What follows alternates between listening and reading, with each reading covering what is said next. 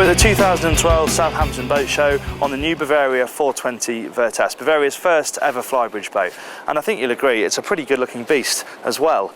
In the engine room you can have either IPS or stern drives, which is a nice option to have. We've been out on the stern drive version with the smallest engines, and actually it goes really well out in the water, handles nicely, speed is good, and there's some really interesting details on the inside as well, so let's go and have a look around.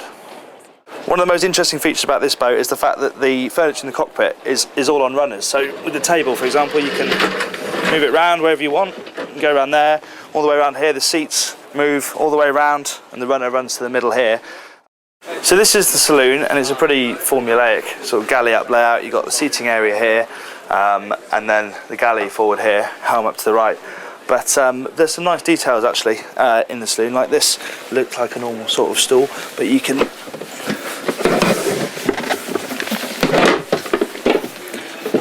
turn it into a proper seat, which is quite nice, so you don't get backache when you're having dinner. Moving forward into the galley, some might think it's a bit gimmicky, but I think it's quite a nice little touch actually, having the built-in coffee maker here. And then this can sometimes be completely wasted space up here, but Bavaria have quite smartly turned this into two movable trays, keep them in place, put charts and things in there, obviously use them to carry stuff to and from the table. Going up to the helm, it's a bit of a step up, but the view out is very good once you're up here. Got a twin seat obviously, and having driven this out at sea I can attest that the view going along is really good as well. Even getting onto the plane, there's a perfect sight of the bow, and a nice comfortable driving position. I can sit back in the seat, wheel, throttle fall easy to the hand, IPS stick here, sorry, stern drive in this case. A really well sorted helm, to be honest. So up here at the Flybridge helm, this unfortunately is a fixed seat, but that being said, the position does fit me pretty well, but it won't fit everybody.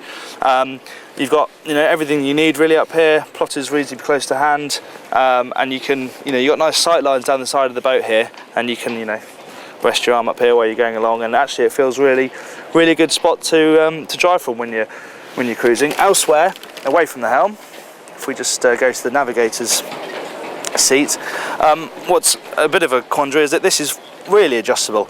It's on a sliding mechanism, it goes up and down to make a sun pad, so why couldn't they have just done that with the helm seat? I'm sure they can, just a bit of an oversight.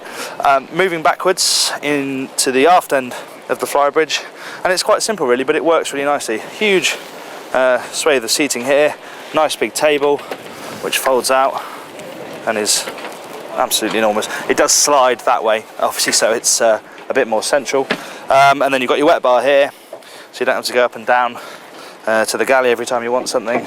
Sink there, fridge, ice maker, normal sort of stuff, but it's all put together really well, and good iron safety as well. You've got handholds dotted all over the boat, and yeah, for a 42-foot Flybridge, it works really nicely.